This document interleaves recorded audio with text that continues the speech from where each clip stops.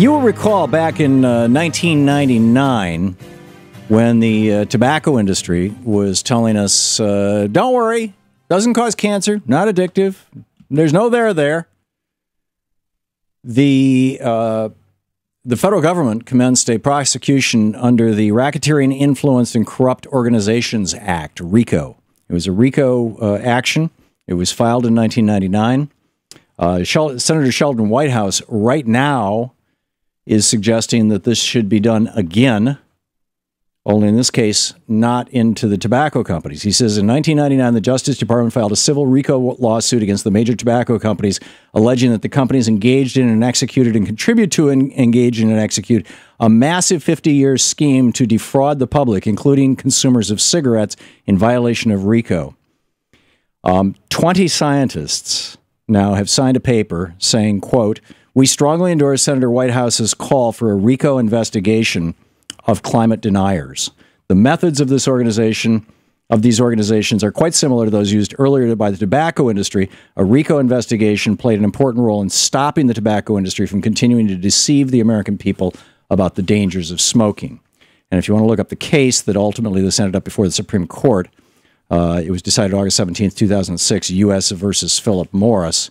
And in fact, these people were held both criminally and civilly liable. Paul Driessen is, am I saying that right, Paul? You are indeed. Okay, Paul Driessen, Senior Policy Analyst with Committee for a Constructive Tomorrow, CFACT, CFACT.org is the website. A climate change denying website is on the line with us. Paul, why should you not be in jail? I mean that as a serious question. You're taking money to deceive the public in a way that's killing people. Well, actually, the policies that are killing people are the ones that are raising energy prices and denying people in developing countries access to the technologies, the electricity, the other low-energy prices that we enjoy here in the United States. Well, it's great if you want to start promoting for doing that. So what we're trying to do is actually save people's lives by getting them the same electricity, affordable, reliable, abundant, that we enjoy every day of our lives here in the United States. What more people than live in the United States, Canada, Mexico, and Europe combined still do not have electricity. And what we're trying to do is make sure they do get electricity. So you're buying solar panels and sending them to India, Paul? Say that again, I missed that. So you're buying solar panels and sending them to developing countries? Well, we do provide some solar help for Africa and village in Yucatan as well. But no, what we're talking about is real electricity, more than solar panels, which are great for distant villages that are not going to get... So you're talking about windmills? To a full-blown electrical grid for a while. Wind and solar are fine for that, but they're unreliable, they're temporary, they're very expensive for the amount of electricity you get. Paul, filibustering is not... It doesn't promote any kind of conversation. I took a train across Germany a week ago yesterday, and all the way across, every other household is covered with solar panels. There are farms of solar panels. There are farms of windmills that you can see on the train from Würzburg to Frankfurt, and very easily. I mean, all over the country. I've been there myself. More than half of all the electricity consumed by Germany was generated by these renewables, by wind and solar exclusively.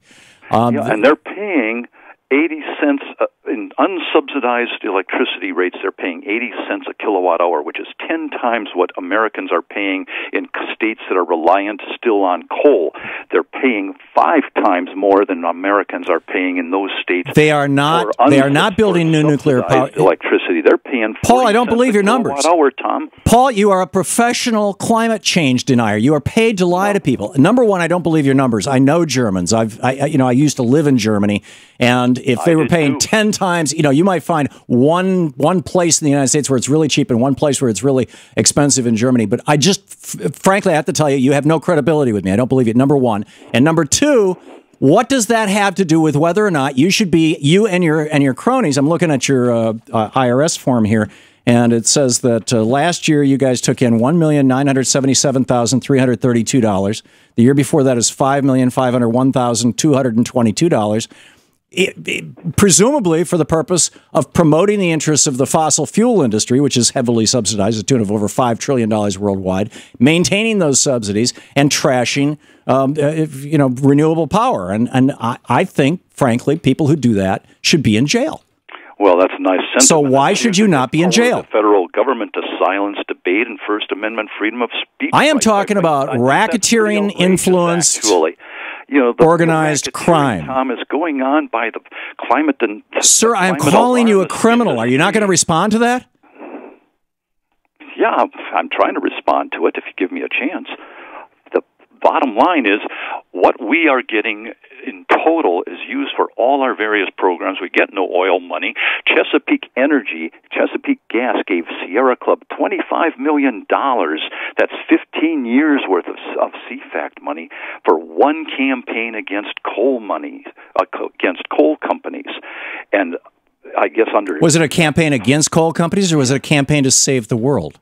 Well, if you want to believe in radical climate change that is driven right. So once again, you're falling back on your denier thing. Why should you not be? Why, obviously you are part of a racket, of a scam here.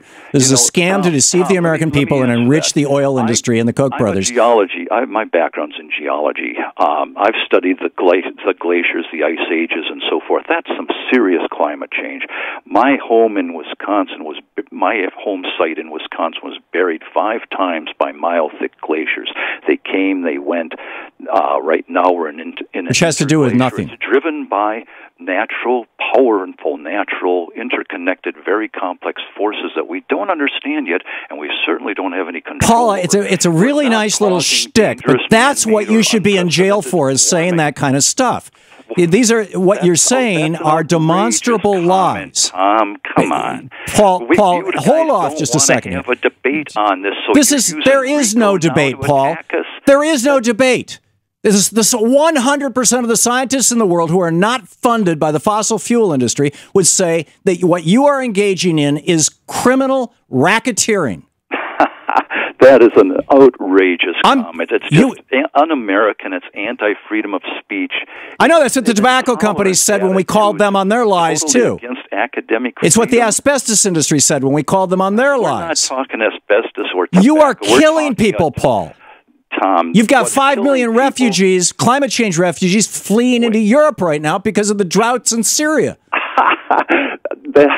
Laughing doesn't make it less real. The last I checked, dead children, Paul. Your responsibility. It has nothing to do with a drought. They would stay there. They've been through droughts for hundreds of times in those areas. They're fleeing ISIS butchers who are beheading little children. They're not. It's all the consequence of climate change.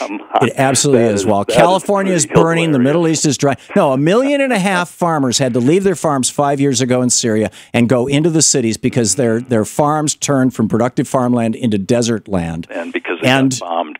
And the government's response was so brutal to those people it led to a civil war. Obviously, you have no interest. Just pot him down a little. You have no interest in having a conversation here because you're constantly trying to talk over me. Once again, Paul, why should you not be prosecuted for racketeering? I'm sorry?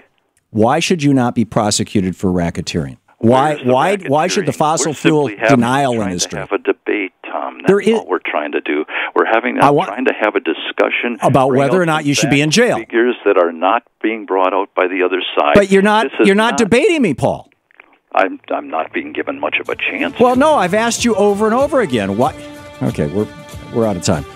Paul Driessen, Senior Policy Analyst with the Committee for Constructive Tomorrow. CFACT.org is the website. Check it out. Paul, thank you for dropping by today. Thank you, Tom. Good talking.